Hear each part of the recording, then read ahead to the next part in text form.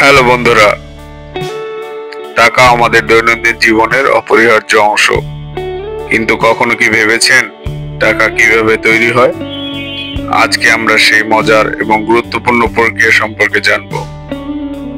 টাকা শুধু একটি উপকরণ নয়, এটি একটি দেশ বা অর্থনৈতিক ব্যবস্থার শক্তির প্রতীক।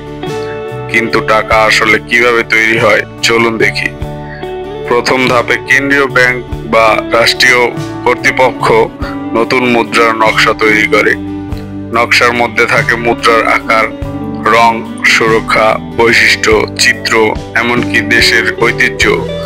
উদাহরণস্বরূপ, ভারতীয় নোটে গান্ধীজির ছবি এবং মার্কিন নোটে যুক্তরাষ্ট্রের জাতীয় প্রতীক থাকে। পরবর্তী ধাপে মুদ্রার উৎপাদন হয়। কয়েনগুলো ধাতু দিয়ে তৈরি করা হয়, যেমন তামা, নিকেল ইত্যাদি। ব্যাংক নোট বা কাগজের মুদ্রা তৈরি হয় বিশেষ ধরনের কাগজ বা পলিমার দিয়ে, যাতে থাকে নিরাপত্তা বৈশিষ্ট্য। নোটে জলছাপ, সিকিউরিটি থ্রেড এবং হলোগ্রাম থাকে, যাতে এটি নকল করা কঠিন হয়। সবশেষে এই মুদ্রাগুলো কেন্দ্রীয় ব্যাংক থেকে বিভিন্ন বাণিজ্যিক ব্যাংকে পাঠানো হয় এবং সেখান থেকে সাধারণ মানুষ তাদের দৈনন্দিন লেনদেনের জন্য ব্যবহার করে।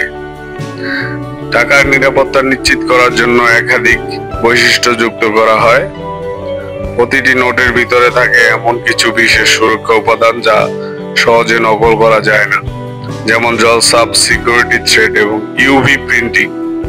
বর্তমানে অনেক দেশে ডিজিটাল মুদ্রা বা পলিমার ব্যাংক নোট ব্যবহার করছে।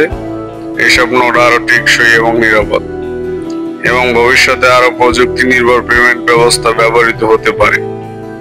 তাহলে এটি ছিল টাকা তৈরির পুরো প্রক্রিয়া। আশা করি আজকের ভিডিওটি আপনাদের উপকারে এসেছে। টাকা কিভাবে তৈরি হয় এই তথ্য জানলে আপনি নিশ্চয়ই আরো সচেতন হবেন। যদি ভিডিওটি ভালো লাগে লাইক দিন, শেয়ার করুন এবং আরো তথ্যবহুল ভিডিওর জন্য আমাদের চ্যানেল